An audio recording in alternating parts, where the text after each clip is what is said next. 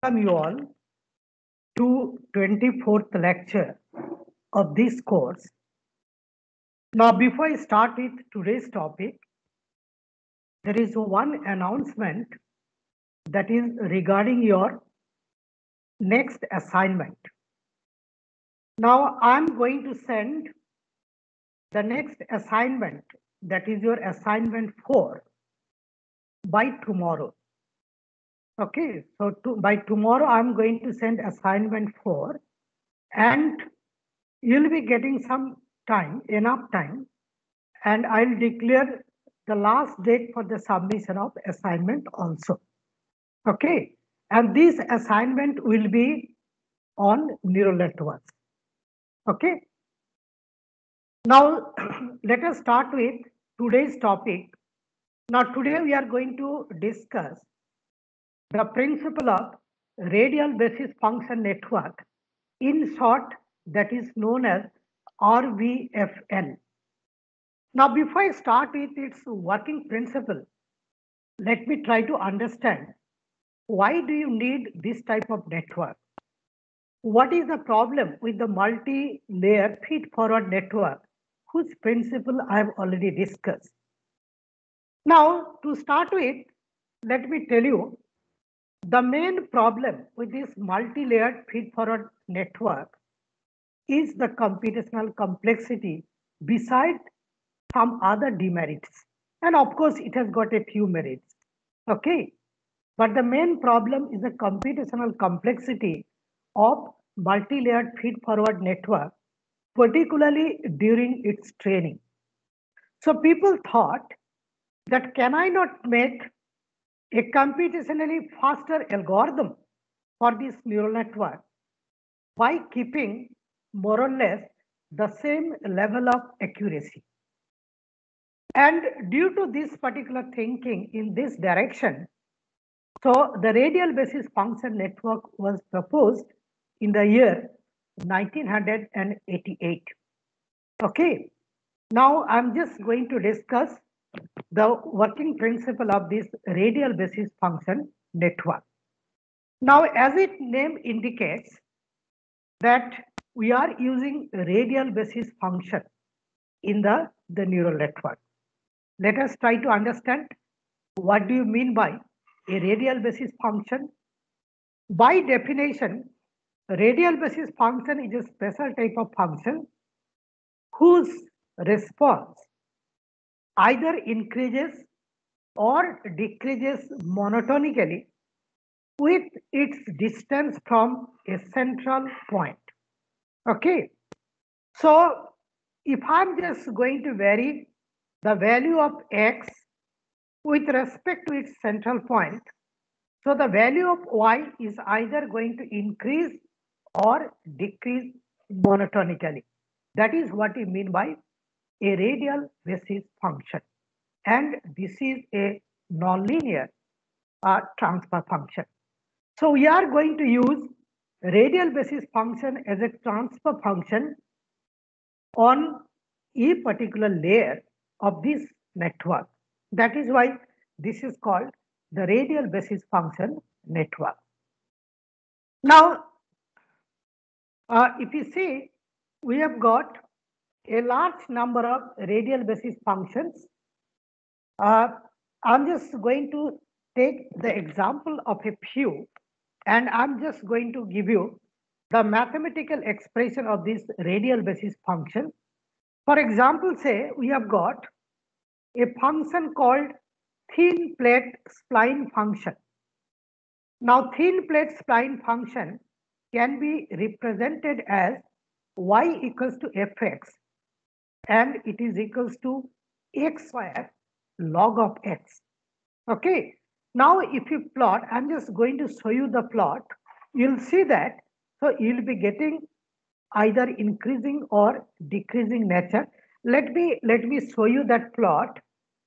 So this is actually your thin plate spline function. You can see that it is monotonically increasing. Y value or the fx value is monotonically increasing. This is the plot of your thin plate spline function. Then comes your Gaussian function, all of you know the nature of the Gaussian function, and mathematically this is expressed as y equals to fx, that is exponential minus half into x minus mu divided by sigma square, where mu is the mean and sigma is the standard deviation. So this is the mathematical expression for the Gaussian distribution. Now if you see its plot, so this is the plot for the Gaussian distribution, all of you know. So with respect to x, if I move towards my right, you see the value of fx is decreasing monotonically. And similarly, from here you can see it is also like from in this direction it is increasing, and with respect to 0, if I just go to the left side, so it is once again decreasing. So it either increases monotonically or decreases monotonically, and that is why this is known as the radial basis function. There are some other examples. The next is your multi-quadratic function, that is y equals to fx is equals to square root of x square plus sigma square. So I'm just going to show you the plot. That is multi-quadratic function. So this is the nature of that particular the function. This is also a radial basis function. Then inverse multi-quadratic function, that is y equals to fx equals to 1 divided by square root of x square plus sigma square. This is inverse multi-quadratic function. And if you see the function plot, this will be this type of plot. Okay, so these are all your radial basis function. Now I'll show you how to use this radial basis function as the transfer function, okay, in the network. Now this shows the schematic view of a radial basis function network, and all of you please try to listen to me and try to understand the structure of this particular network. Now, before I start, let me tell you, there is significant difference between the multi-layered feed-forward network, which I've already discussed, and this radial basis function network, that is RBFNN. What is the difference? Remember, this radial basis function network, it is a two-layer network. Okay, and in multi-layered feed-forward network, there must be at least 3 layers. But this is a 2-layer network. That means we have got, so this layer, although I have written it as a hidden layer, but truly speaking, this is the first layer. Okay, so hidden layer, I'm using some sort of radial basis function as a transfer function. For example, say I'm using Gaussian transfer function. Okay, what happened to Chevy MS? What did you do? Why did you change the slide? Chevy MS, why did you change the slide? I'm noting it down.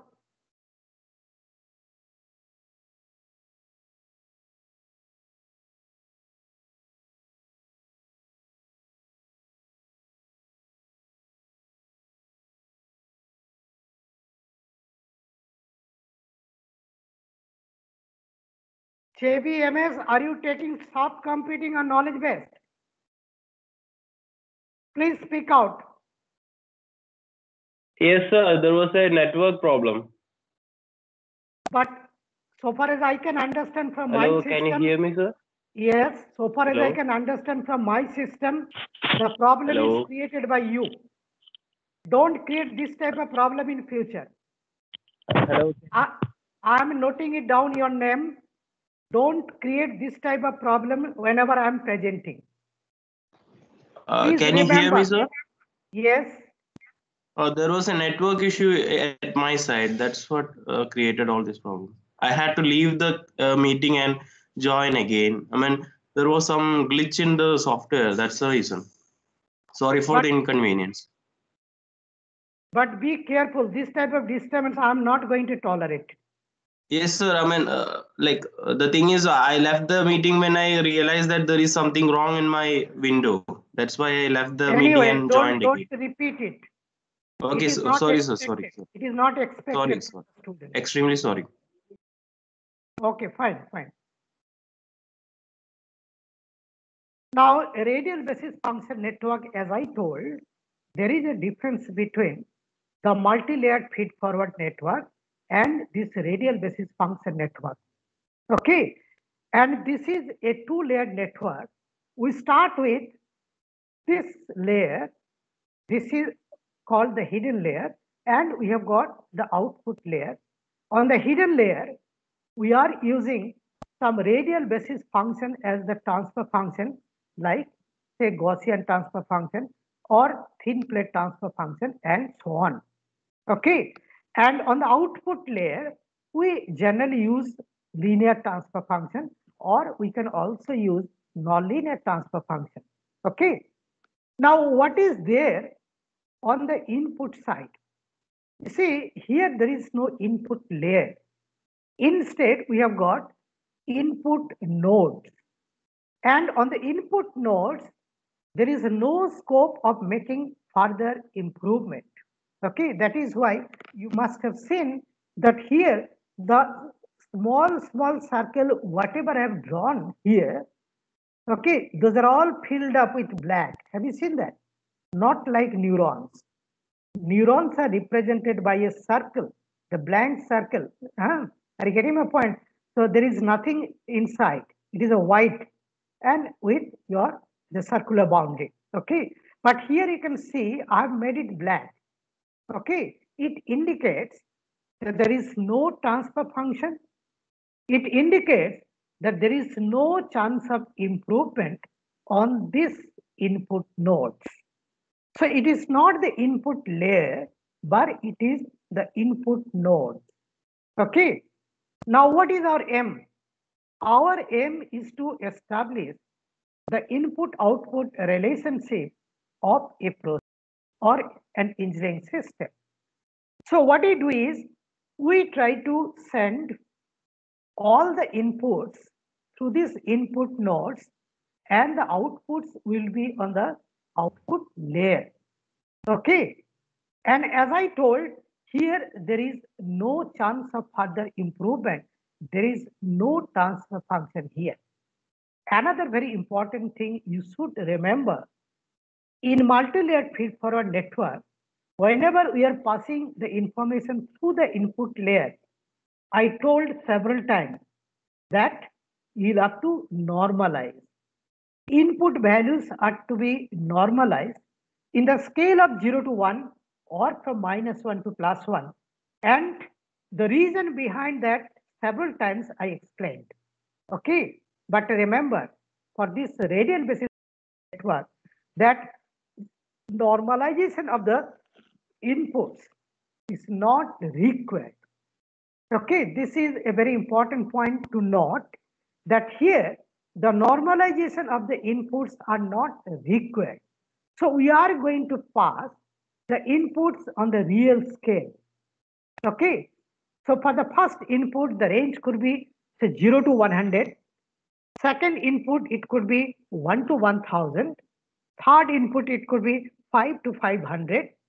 So you need not do any normalization and send those input values in their real scale. Okay. And once you send those values in the real scale, output will be same as the input. Okay. And all such things are summed up here as the input of the hidden neuron. For example, say this Hij is what? Is the input of the jth neuron lying on the hidden layer. And Hi1, it is the input of the first neuron lying on the hidden layer. Similarly, this is Hin, that is input of the nth neuron lying on the hidden layer. Okay. Now remember, in terms of numerical values, all such inputs are exactly equal. Are you getting my point? Because the way we are calculating the inputs for the hidden layer, all are equal numerically. Okay, but here we have got a transfer function, Gaussian transfer function. For the first neuron, the mean and standard deviation will be might be mu1 and sigma1. For the second neuron, the mean and standard deviation of the Gaussian distribution will be mu2 and sigma2. For the last one, it is mu n and sigma n. And remember, these values of mu and sigma are different for different hidden neurons. Okay.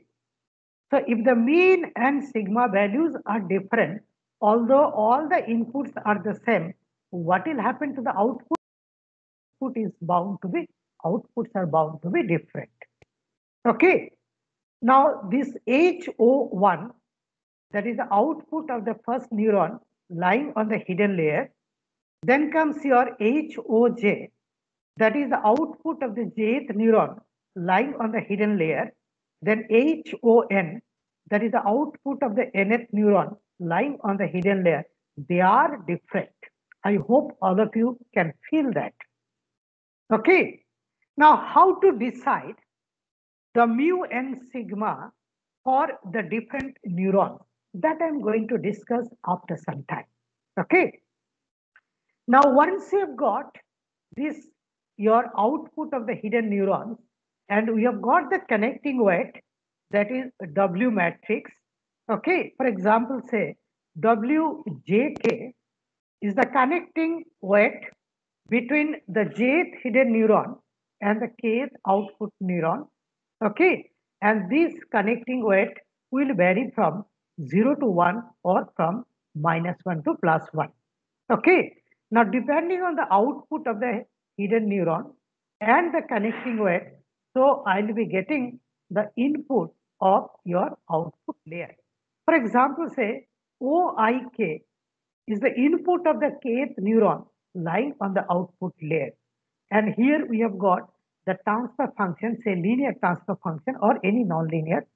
Accordingly, I'll be getting the output of the output neuron layer, that is OOK, that is the output of the kth neuron lying on the output layer.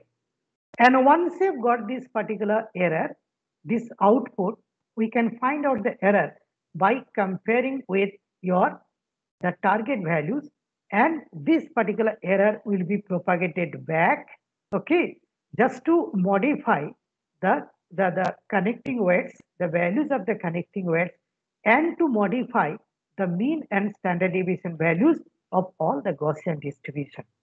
Okay. And once you've got that, this process will go on and go on through a large number of iterations.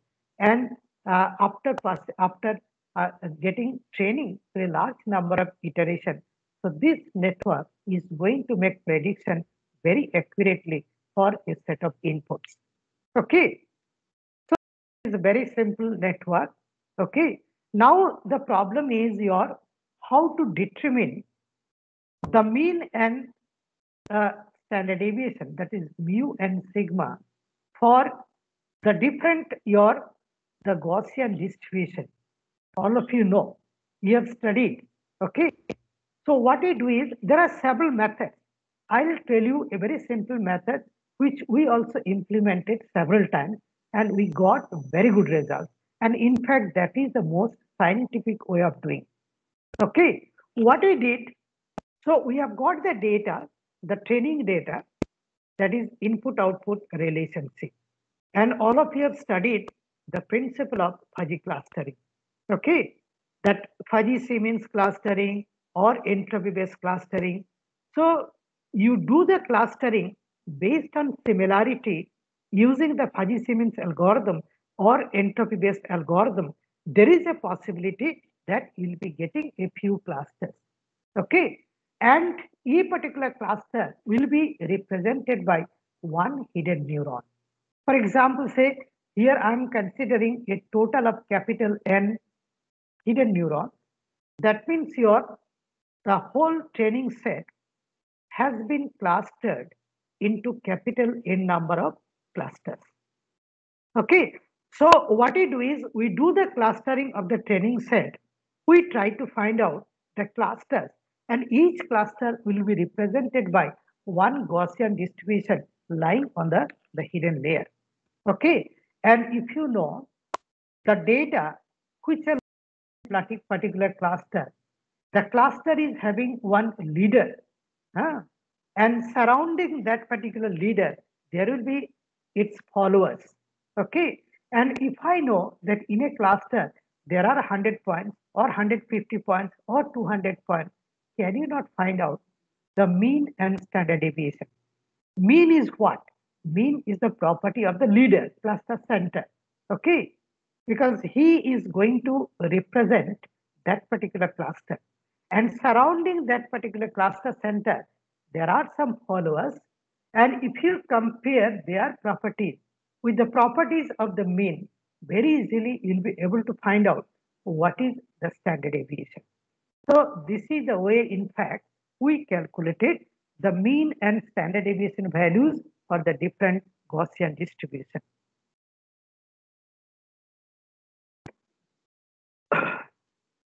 So I hope you have understood the structure of this radial basis function network. Okay. Now I'm just going to show you the mathematical calculations. It is very simple. Okay, all of you know forward calculations. Step 1, determination of the outputs of input nodes. And let us consider there are L training scenarios, capital L training scenarios. Now, capital L training scenarios are represented in the matrix form capital X1, X2, XL, capital X, capital L. Okay. Now, if I concentrate on the LF training scenario, how many dimensions are there? There are capital M dimensions. So this is XL1, XL2, XLI, and the last one is XLM. Okay, so the whole training set you can represent in this particular fashion in the matrix form. But you need not normalize. Normalization is not required. Let us assume that LF training scenario is passed through the network, and output of different nodes of input layer are nothing but the inputs of the corresponding node. So output is equal to the inputs. Now, once you have got, if you see this network, so all the outputs are nothing but the inputs. Now I can find out the inputs of the hidden neuron. And once you've got the input of the hidden neuron, I can use this transfer function. The Gaussian transfer function, that is nothing but HOJ exponential minus x, just a minute, XL minus mu j square divided by 2 sigma j square. What is this particular symbol? I think all of you know. Yeah, you have studied in mathematics. This is the symbol of norm. Okay, NORM. So XL minus mu j square divided by 2 sigma j square. Okay, so exponential of this is nothing but the Gaussian distribution. So very easily you can find out the output of jth neuron lying on the hidden layer. I hope this is clear to all of you. And once you've got the output of the hidden layer, can you not find out the input of the kth neuron lying on the output layer? It's very simple. So OIK is nothing but summation, this is just a minute, summation j equals to 1 to n WJK HOJ. So very easily, very easy. So what you can do is, so this output you multiply by the corresponding connecting weight and you sum them up. So here I'll be getting some input, some other input, some other input. Okay. And then what happens? Once you know this particular input of the output neuron, very easily able to find out the output of the output layer. So this OOK, that is the output of the kth neuron, lying on the output layer. That is nothing but the input of the kth neuron lying on the output layer. Okay. Now this error in prediction for kth output neuron, as I discussed, that is Ek is equals to half into TOK minus OOK square. Okay, exactly in the same way. Now let us see how to implement the incremental mode of training. And all of you know, because all of you are now master, so you know how to implement this incremental mode of training. Now weight updating, step 1. W updated is nothing but W previous plus change in W, that is nothing but is your delta W.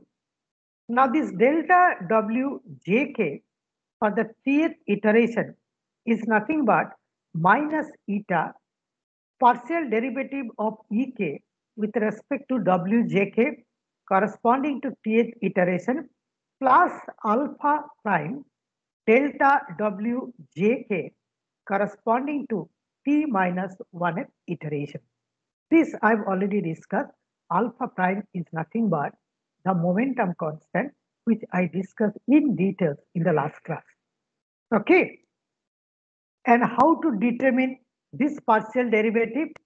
That is partial derivative of Ek with respect to your Wjk.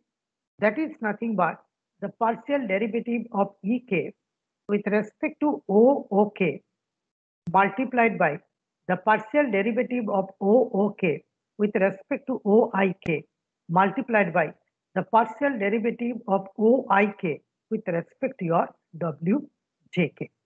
So this chain rule of differentiation we can use, okay? And individual partial differentiation you can carry out, and you'll be getting this type of things. It's very simple. All of you have some practice, okay? Then very easily you can update your this particular the connecting weight, that is W. Okay, this is very simple. Now I'm just going to discuss like how to. I'm just going to discuss so how to your update the mean of the Gaussian distribution, the mean value of the Gaussian distribution. As I told, the initial values of the mean and standard deviation for the different clusters represented by the Gaussian distribution are to be determined through clustering. And once you have determined, now what you'll have to do is you'll have to go on updating, okay, the mean and standard deviation so that the performance becomes better and better. Okay. Now the mean updating is very simple. So mu j updated, that means the mean corresponding to the jth hidden neuron. Okay. So mu j updated is nothing but mu j previous plus delta mu j. Now this delta mu j corresponding to the tth iteration is nothing but minus eta partial derivative of E with respect to mu j average. Why did I consider the average? The same reason what I discussed in the last class. Okay, I'll come to that. Plus alpha prime into delta mu j t minus 1. Okay, now to explain why did you consider the average, so I'm just going to see from the figure. Yes, now you see, supposing that I've got some output of the hidden neuron. So this output is going to make some contribution to all the output neurons. So this is connected to this is connected to this is also connected to this. So this particular, your output of the hidden neuron is going to contribute towards all the output neurons. And that is why if you want to update the mean and standard deviation of a particular Gaussian distribution, I'll have to consider the mean effect because this output has got some contribution to all the output neurons. So considering that, So I'm just going to consider your this average effect. Now partial derivative of E with respect to mu j average is nothing but 1 by P multiplied by summation k equals to 1 to P partial derivative of Ek with respect to your mu j. Okay. Now this partial derivative of Ek with respect to your mu j is nothing but the partial derivative of Ek with respect to OOK multiplied by the partial derivative of OOK with respect to OIK multiplied by the partial derivative of OIK with respect to HOJ multiplied by the partial derivative of HOJ with respect to your mu j. Okay. Now each of these things we'll have to find out. Partial derivative has to be carried out. Now partial derivative of Ek with respect to OOK multiplied by the partial derivative of OOK with respect to your OIK is nothing but this minus TOK minus OOK. Then partial derivative of OIK with respect to your HOJ is WJK. Now this particular thing you'll have to understand. How to carry out? So this partial derivative, that is your partial derivative of HOJ, okay, with respect to your mu j. Now to understand, what you do is you go to the expression of HOJ. Go to the expression of HOJ. Yes, this is the expression of HOJ. Okay, now you'll have to find out the partial derivative of HOJ with respect to your mu j. Can you not find out? It is very simple. Okay, so this is exponential of this. Okay, all of you know y equals to e raised to the power x. How to find out dy dx? Okay, so you just do some simple calculations. This partial differentiation you carry out, and then after simplification you'll be getting this particular expression.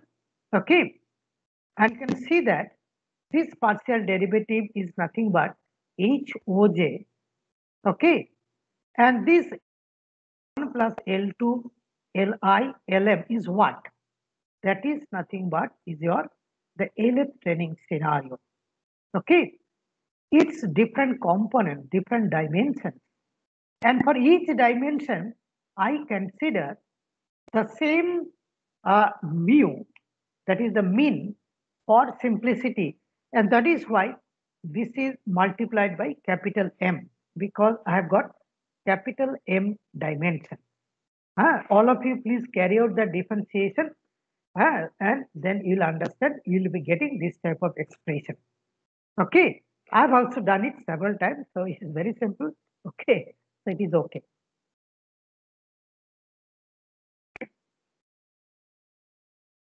So this is the way you can find out the partial derivative. And once you have got this particular partial derivative, you can find out what is delta mu j. And if you know delta mu j, very easily you can find out the updated value for this mean, that is mu j. Now let us see how to find out the updated value for this sigma, that is your standard deviation. So sigma j updated is nothing but sigma j previous plus delta sigma j. Exactly in the same way I can write down delta sigma j t is minus eta partial derivative of E with respect to sigma j t average plus alpha prime delta sigma j corresponding to t minus 1th iteration. And so this particular partial derivative of E with respect to sigma j average is nothing but 1 by P multiplied by summation k equals to 1 to P partial derivative of Ek with respect to your sigma j. How to find out? So once again, you'll have to carry out all such your differentiation. So very easily you can find out these are all easy. Only thing you concentrate here. Now here, this differentiation will be with respect to sigma j. You just go back to the expression. This is the expression, and you'll have to carry out you'll have to carry out the differentiation with respect to sigma j. And I hope all of you will be able to carry it out. Okay, on a rough paper, your notebook, so you practice this partial differentiation with respect to sigma j. Okay, I also did, and you also do. You'll be getting this particular expression. Okay, that is nothing but x L1 corresponding to the LS training scenario minus mu j square x L2 minus mu j square, last term x Lm minus mu j square. For each dimension, I am considering the same mu for simplicity. If you want to make it complex, and if you want to make it more accurate sort of thing, so dimension wise, separate value of mu you can consider, but it is not required. Okay, you follow this, consider the same mu j for all the dimensions. Okay, and of course, this is the partial derivative with respect to sigma j, and we had sigma square, okay, in the denominator. So definitely you'll be getting sigma jq. All of you please practice, you'll be getting this particular expression for partial derivative. Okay, so this is the way, in fact, you can implement the the updating of the mean and standard deviation of Gaussian transfer function. Okay, and you can also update the connecting weight then through a large number of iterations with the help of training scenarios. Okay, so this network is going to be updated, and gradually you'll find it will be able to predict the output or a set of inputs very accurately. As I told, like in terms of accuracy, so this radial basis function network and multi-layered feed-forward network, their performance in terms of accuracy is comparable. On the other hand, this particular network is computationally faster compared to your multi-layered feed-forward network because it has got only 2 layers in place of 3. So it is saving lot of your computation, but it is able to capture the nonlinearity of this particular input-output model data. Okay. Now, based on this discussion, I have designed one numerical example. Okay, it will be very simple for all of you. Okay, so the way I have designed this particular the numerical example, let me read it out. A radial basis function neural network is to be used to model input-output relationship of an engineering process having 4 inputs and 1 output as shown in the figure. So I'm just going to show you the figure. Okay, so there are 4 inputs. So in the input node, there are 4 nodes like your xi1, xi2, xi3, xi4. Okay, on the hidden layer, in fact, I'm using another type of radial basis function, that is inverse multi-quadratic function, whose mathematical expression I have already discussed. Okay, and here we have got the connecting weights, and I can find out the output here. Okay, let me read it out, the statement.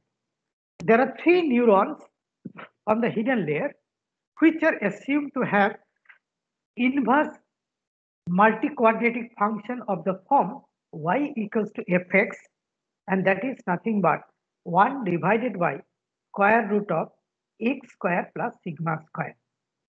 Take sigma 1, sigma 2, sigma 3 for the first, second, and third hidden neurons as 0.2, 3.0, 4.0 respectively. Those numerical values at random I have put. Assume initial weights W11 is 0.2, W21 is 0.4, W31 is 0.5. Use incremental training scheme with the help of a training scenario that is nothing but xi1 is 1.5, xi2 is 2.0, xi3 is 1.5, xi4 is 2.5, and the target output is 0.14. Use backpropagation algorithm with a learning rate eta of 0.2. For simplicity, I did not consider the momentum constant term, that is alpha prime. Calculate the updated values of W11 and sigma 1. So only one iteration.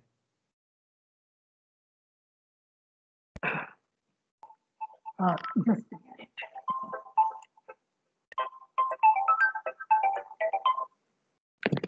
Hello. हाँ, tell me. हाँ, can you please come at around 12? Is it possible? हाँ, but I'm taking a class now, online class. I'll remain busy. If you can come at around 12, then we can think of. Okay? Okay. Okay, my class is going on, in fact. हाँ.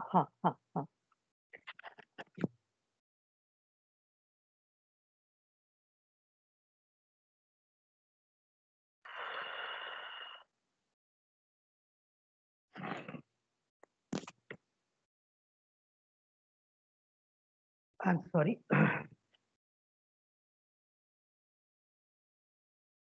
So we'll have to show one iteration through hand calculation.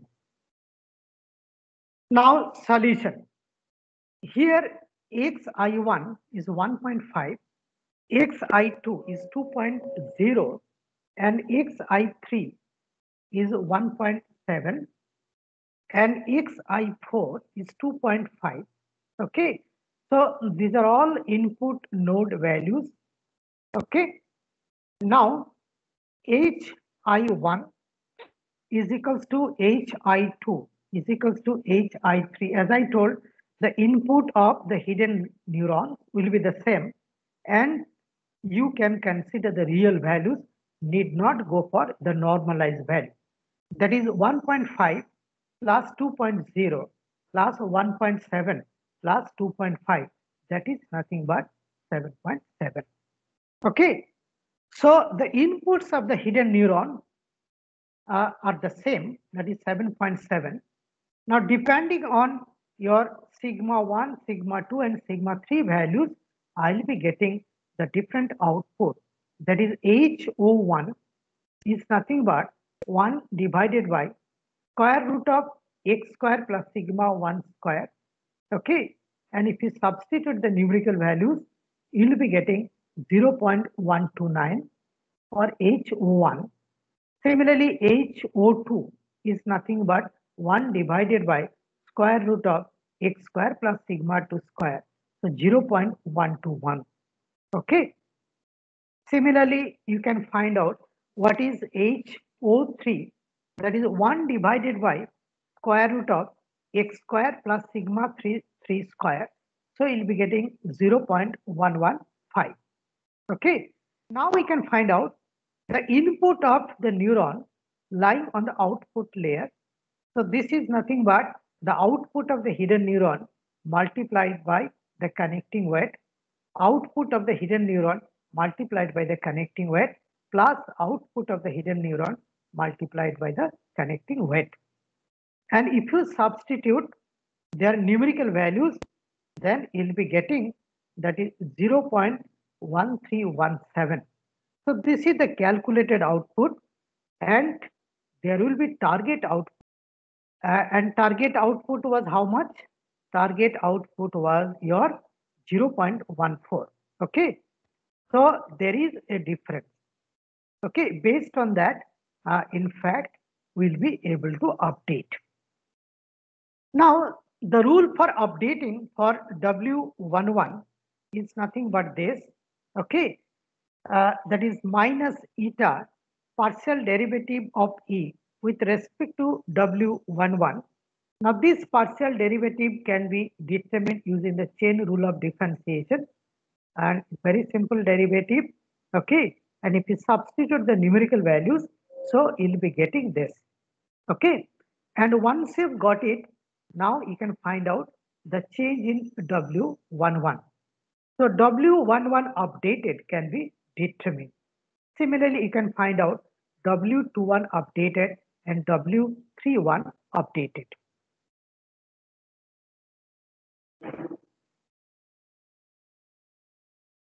Now, how to update this sigma value? Sigma 1 updated is nothing but sigma 1 previous plus delta sigma 1. Now, delta sigma 1 is minus eta partial derivative of E with respect to sigma 1. Now, this particular partial derivative, I think there is some typing mistake here. So, I put double equal. It is only single equal. So, this is actually the chain rule of differentiation. And here you see, I have calculated that just to show you that partial derivative of this with respect to sigma 1. So, I have determined it following all the steps, and you'll be getting this particular expression. All of you, please check it. Now, the partial derivative of E with respect to sigma 1 can be determined like this. And if you substitute the numerical values, you'll be getting this. You can find out what is delta sigma 1. Okay. So, this delta sigma 1, you'll be able to find it out. So, the sigma 1 updated, you can find out that is nothing but sigma 1 previous plus delta sigma 1. So, you can find out sigma 1 updated. Similarly, the updated values for sigma 2, sigma 3 can be determined. Okay. So, this is the way actually you can train your radial basis function network. I hope it is clear to all of you. And by following the principle of the batch mode of training also, we can train a radial basis function network. Okay. Now, I'm just going to start with another small topic, but I'll have to change the PPT for that. So you just wait a little bit. Let me change the PPT.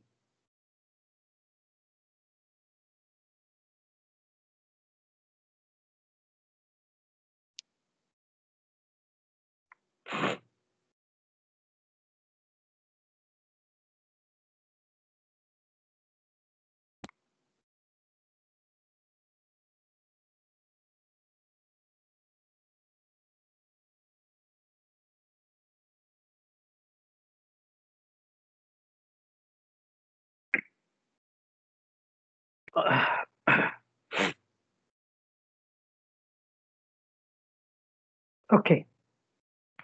So I'm just going to start with another type of network that is called the recurrent neural network.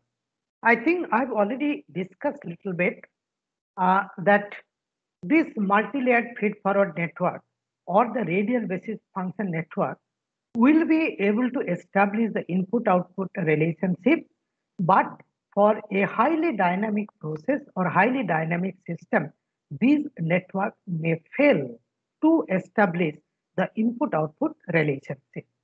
Okay, and that is why to capture the dynamics of a highly dynamic system, so you'll have to go for the recurrent neural network.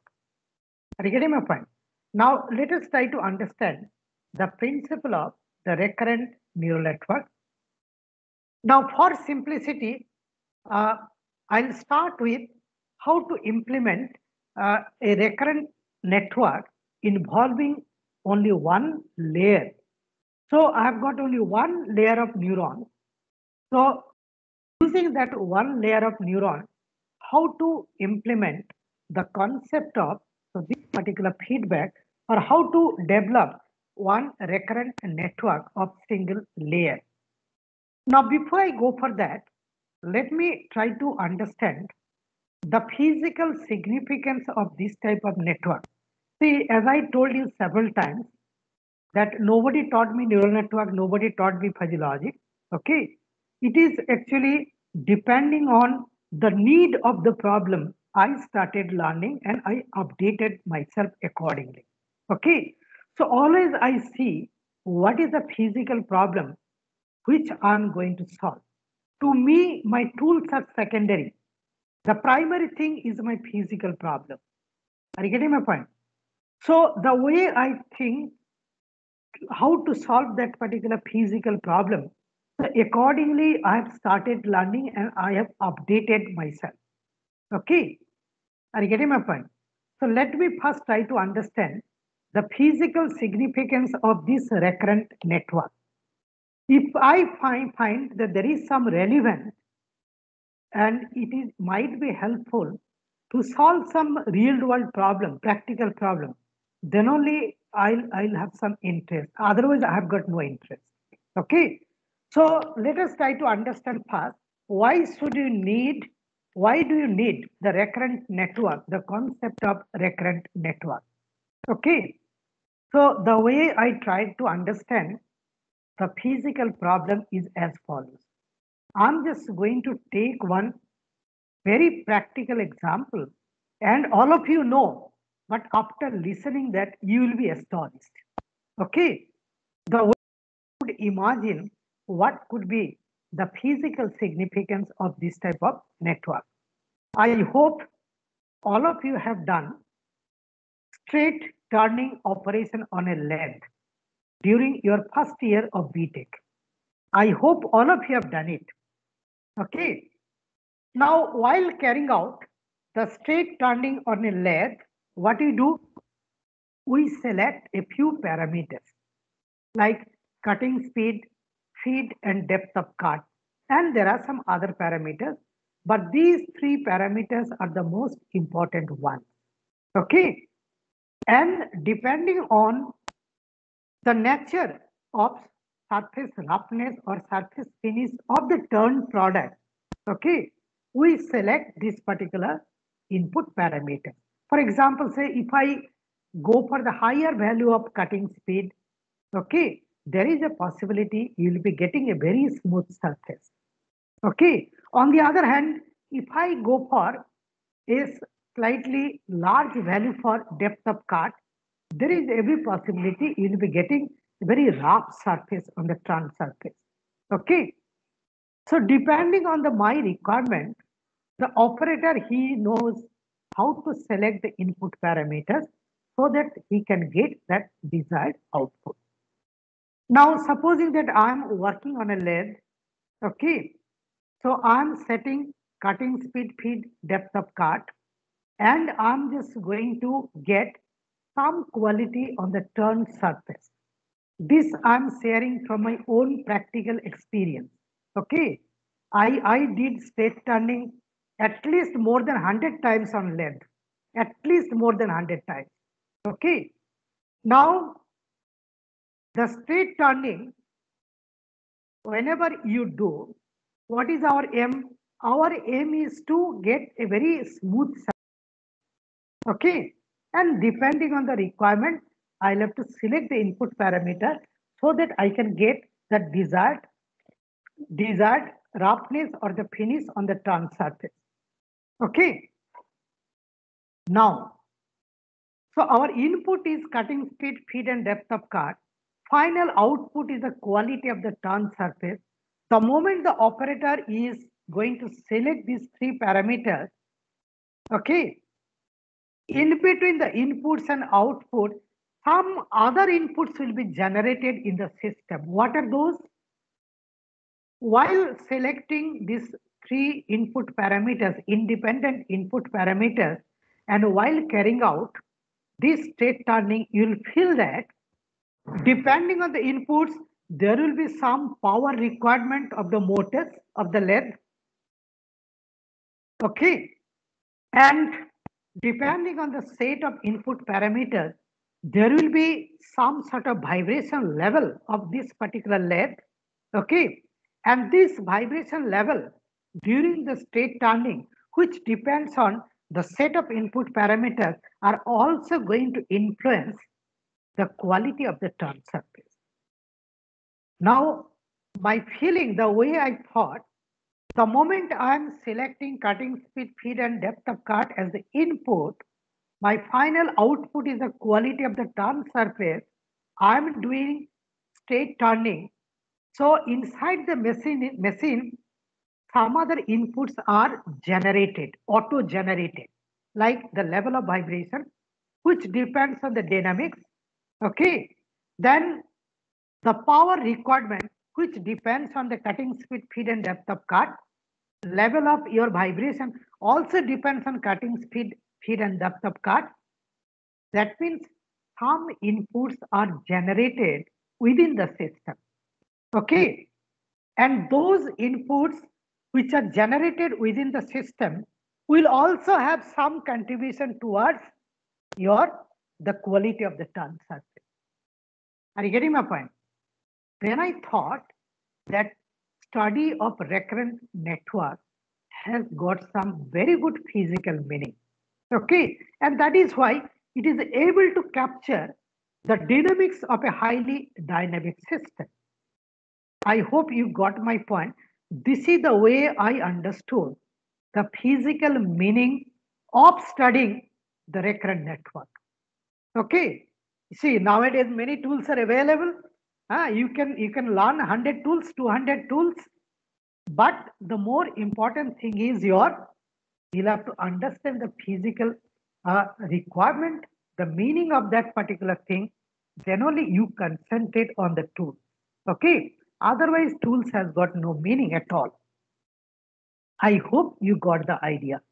Okay, same idea has been used in recurrent network. Okay, now you see here I've got one layer of neurons. There are 4 neurons. Okay, now I'm passing some input to the first neuron. Depending on the transfer function, so I'll be getting some output here. This output will be fed back to the other 3, that is 2, 3, and 4. Okay, then the output which I'm getting from the second neuron, that is fed back to the first, third, and fourth. The output which I'm getting from the third neuron, that is fed back to first, second, and fourth.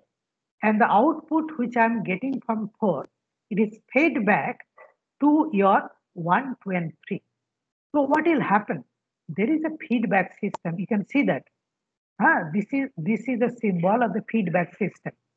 Okay. Now, if you follow this particular thing, there is a possibility that I'll be getting a recurrent network of single layer.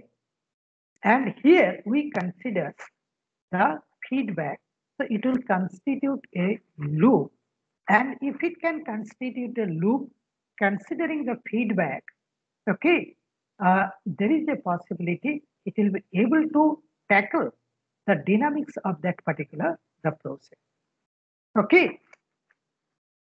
So I hope you have understood the importance of this type of recurrent network. Now, if you see the literature, we have got some standard recurrent network, like we have got Ullman network, we have got Jordan network, we have got the combined Ullman and Jordan network. Okay, so let me read it out, whatever I've written it here. A recurrent network has both feed forward and feedback connection. Let us try to understand. Now, this cutting speed, feed, and depth of cut, these are nothing but the external input. Okay, and these external inputs will pass through the input layer. Here we have got the connecting weights. So I'll be getting the input of the hidden layer. depending on the transfer function, I'll be getting the output of the hidden layer. Now these outputs, either 100% or some fraction, will be used as internal input like vibration level, power consumption, and all such things. I in means internal input. The moment I'm passing one set of external input, some form of internal inputs will be created in the system, and that will have some contribution. So those are brought to the input side of the hidden layer, okay, and then once again it will be multiplied by the connecting weights. We will be getting the input of the output layer, and we'll be getting the final output. So it has got the feed forward and your feedback circuit. This is the feedback circuit. So whatever we are getting as the output of the hidden layer, that will be brought back as internal input, I in. Okay. So information can be processed from input layer to output layer and vice versa. It forms a cycle or a loop, and it may be preferred to multi-layered feed-forward network for modeling a highly dynamic process. So this I've already mentioned several times, that for a highly dynamic process, we should go for the recurrent network. Recurrent network, in fact, we get a very good response. We have solved a number of problems, okay, and we are getting very good results also. Now, Jordan network, here the feedback is taken not from the hidden layer, but it is taken from the output layer. For example, say one set of external inputs I am passing. So I'll be getting some output here on the input layer multiplied by the connecting weights. So I'll be getting some input for the hidden. I'll be getting some output here. For the timing, you forget about the feedback circuit. So you'll be getting some weighted input here. I'll be getting some output. That output is not the final output. This will be fed back as internal input. This will be fed back as internal input. Once again, it will be connected to the input side of the hidden layer. I'll be getting the output of the hidden layer multiplied by the connecting weights. I'll be getting the input of the output layer. Then finally, I'll be getting the output of the output layer. Okay, this is the way Jordan network works. Okay, so here the feedback that is collected from the output layer. That is a very famous Jordan network. Now the combined Elman and Jordan network. So here actually the feedback is taken from both the hidden as well as the output layer. So once again, I'm passing one set of external input. I'll be getting the output here for the input layer. It is multiplied by the connecting weight. So I'll be getting the input of the hidden. You forget about the feedback circuit for the time being. So I'll be getting the output here of the hidden layer, output of the hidden layer. Output is multiplied by the connecting weight. So this is the input of the output layer, input of the output layer. I'll be getting this particular output. Now the feedback is taken both from the hidden layer and from the output layer, and those things are used as your internal input.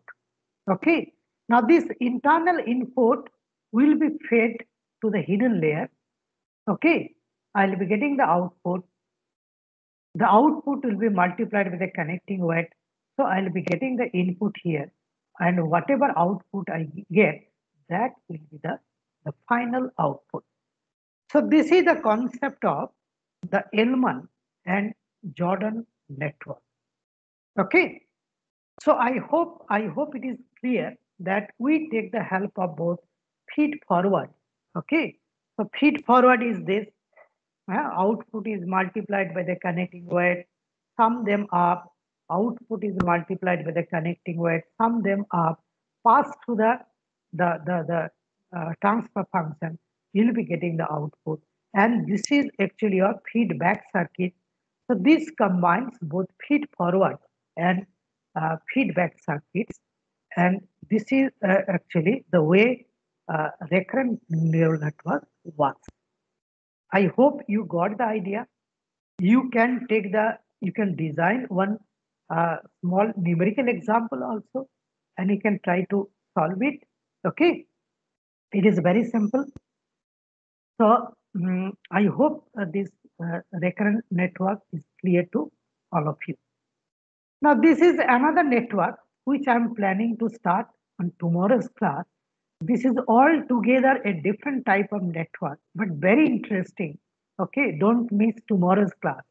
Tomorrow's class, if you miss, uh, this you will not be able to understand because this is very complicated. And another thing I'll tell you, all the textbook, including my own textbook, will mislead you to understand the working principle of this. Because the way it is written and its philosophy, uh, you see, philosophy is one. Why do you need this type of, how does it work? That I'll explain first. Then I'll share my experience, the way I wrote it in my textbook. And I can give you the guarantee, you can try also. In all the textbook you read self-organizing map, he'll not be able to get the idea. That much guarantee I can give you. Okay. So don't miss tomorrow's class. Tomorrow's class, I'm just going to discuss the philosophy behind going for the self-organizing map or coherent network. Okay. So today I'm planning to stop, but before that, if you have any doubt regarding your radial basis function network and this recurrent network, I'll try my level best to satisfy your queries. So if you have any query, you can ask me.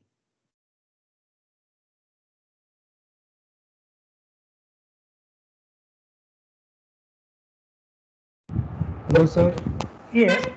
Sir, regarding the calculation of norm in the Gaussian distribution, so for each of the j input, each of the j nodes, the neurons, so you are calculating for one training set, right? So that subscript was given by L.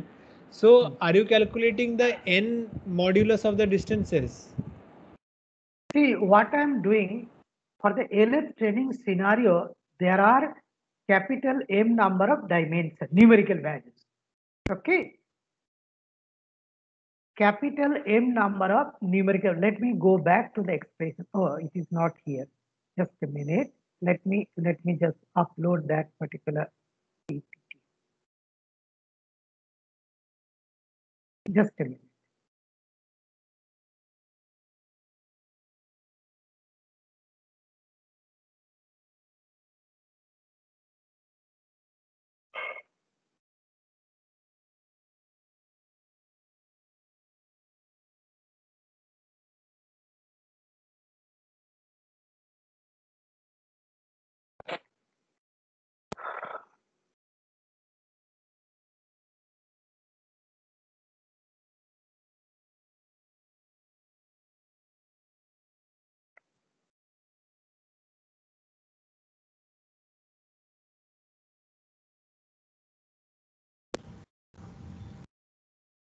Yes.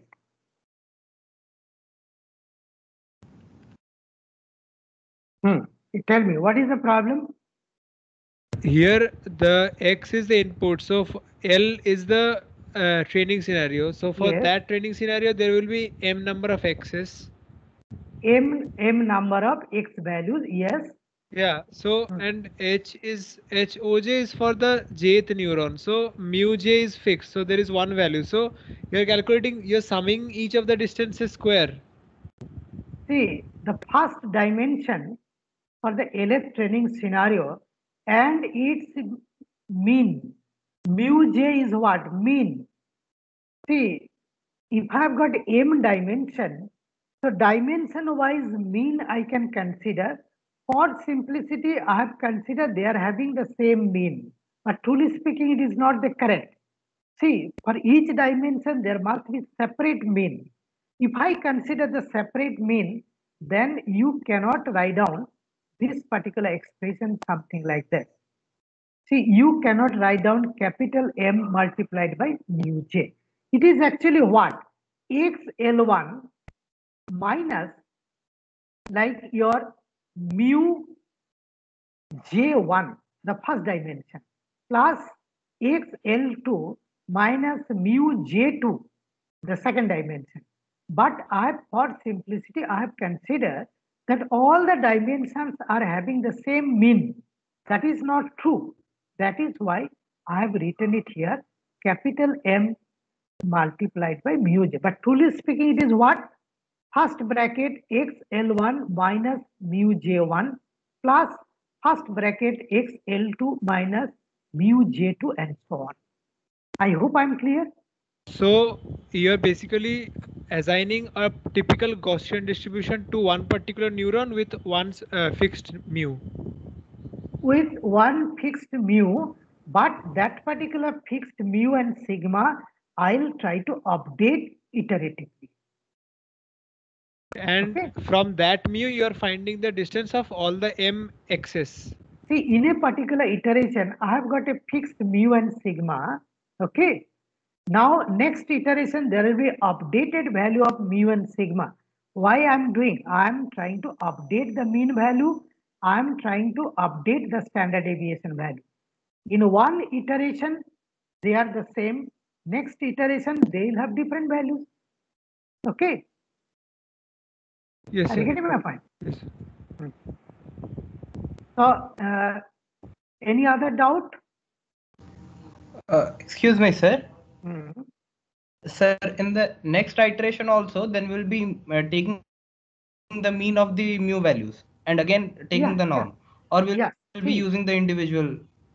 See, you for simplicity, you take capital M multiplied by mu for simplicity. Otherwise, you'll have to consider dimension-wise mu. You can also do, there is no problem. Okay. But if you follow that, then what will happen? There will be a little bit of error, but based on the error, the network will be trained. So ultimately, more or less accurately, it will be able to predict. Okay. Both the options are there. But I actually we had a lot of like your trial and error. We have seen that this works fine.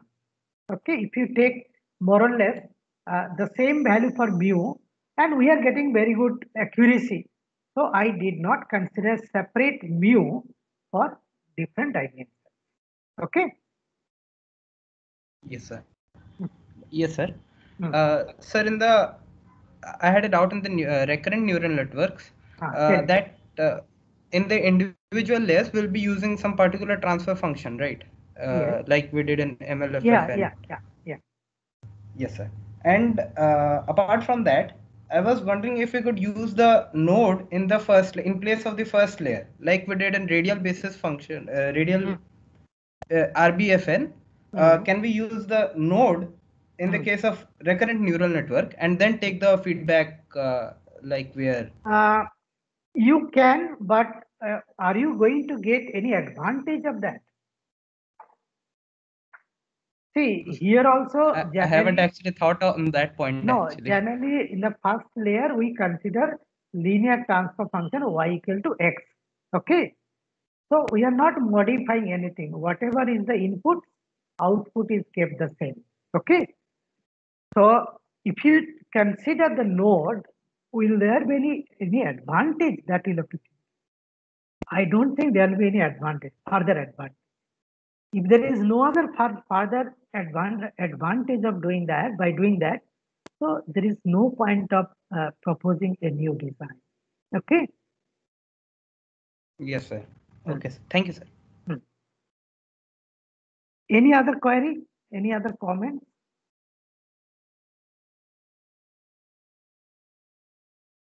Okay. So there is no comment. I think it is made clear to all of you.